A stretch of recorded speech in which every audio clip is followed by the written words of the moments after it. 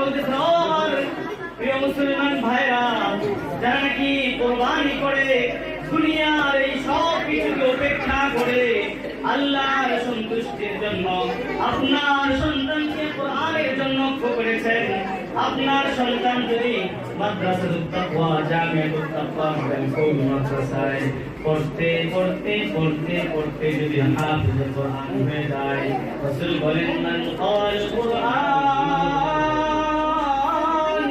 ফাস্তাযহারাহু ফাআল্লা হালালাহু ওয়া হাররামা হারামাহু আদখালাহু আল্লাহুল জান্নাহ। আপনার সন্তান যদি কোরআন পড়ে, হাফেজ কোরআন হয়ে কোরআনকে তার পক্ষে ধারণ করে, কোরআনের বিধানকে মেনে চলে, হালালকে হালাল বুঝে, হারামকে হারাম বুঝে যে তার জীবনকে পরিচালনা করে, তাহলে আপনার সন্তানের প্রথম নাম্বার পুরস্কার হলো আল্লাহ তাআলা আপনার সন্তান হাফেজ কোরআনকে জান্নাতে প্রবেশ করাবেন। সুবহানাল্লাহ, সুবহানাল্লাহ বলেন না?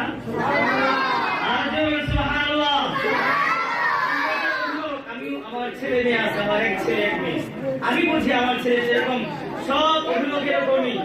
আমরা যারা অভিভাবক যেরকম ভাবে আমরা আমাদের সন্তানদেরকে দুনিয়াতে ভালো দেখতে চাই, আখিরাতেও তারা যেন ভালো থাকুক, সেটা আমরা চাই কি চাই না?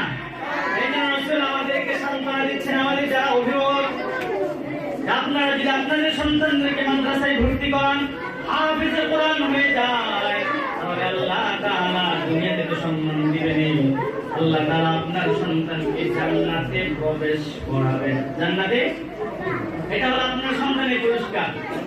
এরপর হলো আরো বড় ধরনের পুরস্কার। রাসূল বলেন, ওয়াশাফাহু ফি আশরাতিন ক্বাদ ওয়াজাবাত লাহুন নার।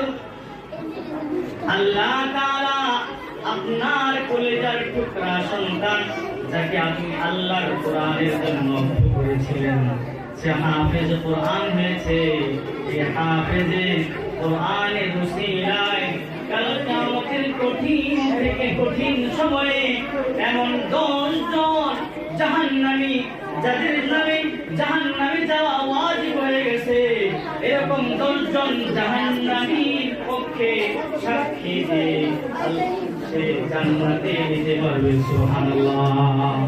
এই হাফেজ কোরআনের সাক্ষীতে আল্লাহ রাব্বুল আলামিন এমন 10 জন ব্যক্তিকে জান্নাত দান